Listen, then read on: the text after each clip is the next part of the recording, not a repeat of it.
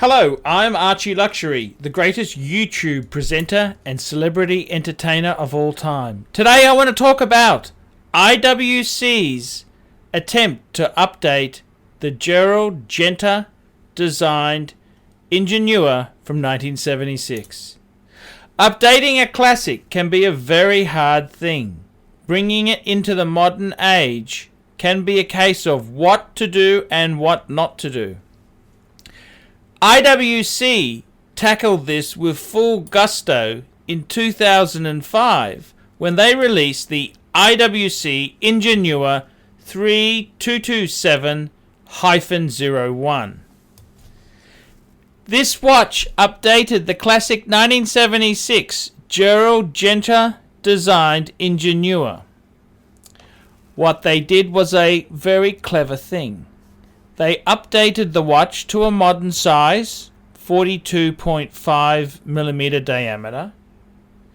They kept key elements, no crown guards, integrated bracelet, and they also kept the very important element of what is the Ingenieur. It's an engineer's watch with anti-magnetic protection. The movement itself is wrapped in an iron case to protect it from magnetic forces. This is all very well and good. IWC released this watch with a lot of fanfare and it was a popular model. Unfortunately, it was expensive. The example I have was sold through the IWC boutique in Japan for 855,000 Japanese yen. That's about $8,500–9,000 US dollars. Quite a lot of money for 2005. The watch itself sold in relatively small numbers, and IWC decided to redesign it. Before we went to the current model, IWC had the model 3228. What they did was turn this classic into a pretty watch which lost some key elements. The dial was cheapened with the guilloche only on half the dial in the center. The watch was also made smaller to 40 mils. It did retain the fabulous in-house IWC 80110 movement. However, it lost the magnetic protecting cage and gained a display back. This piece was involved in a smaller amount of time than the 3227. The 3228 is one of the rarer pieces. However, I must say, as an owner of a 3227, it lost some key elements without the anti-magnetic cage. The next thing that happened with this watch here, which I think is very sad, they lost the model after this.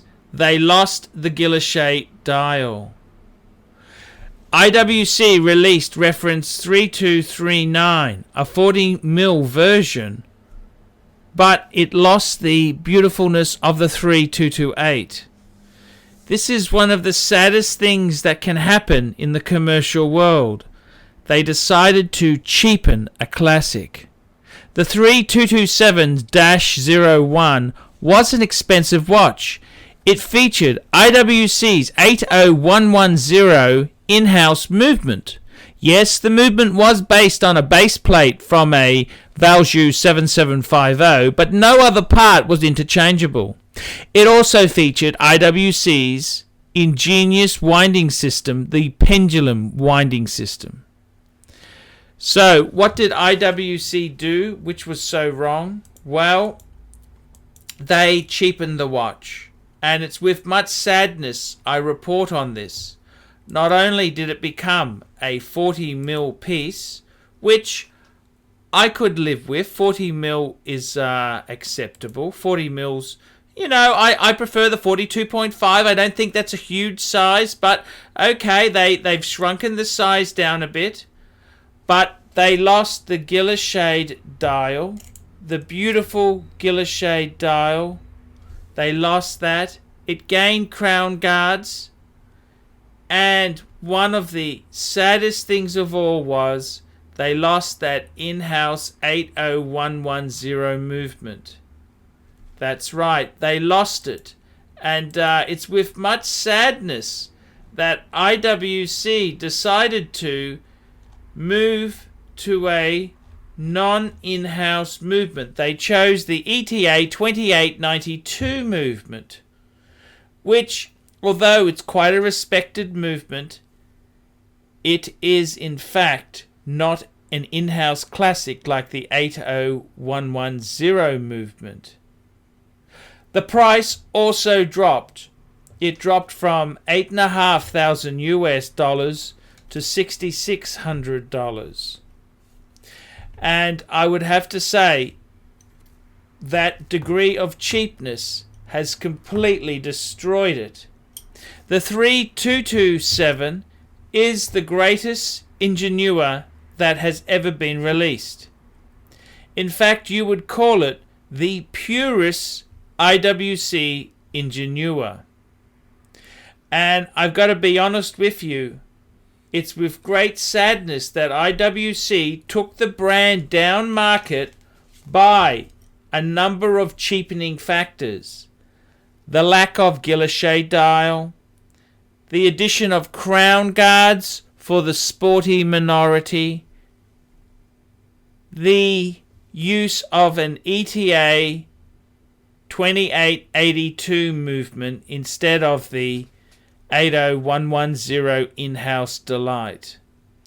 These factors are very sad and are a reflection of the tough conditions in the environment which IWC operates. It's with much sadness that IWC took the greatest GENTA designed watch from the 70s and completely destroyed it. Well, not completely, but it's with sadness they did this to the beautiful 3227-01. I'm ArchieLuxury. Tell me what you guys think of that.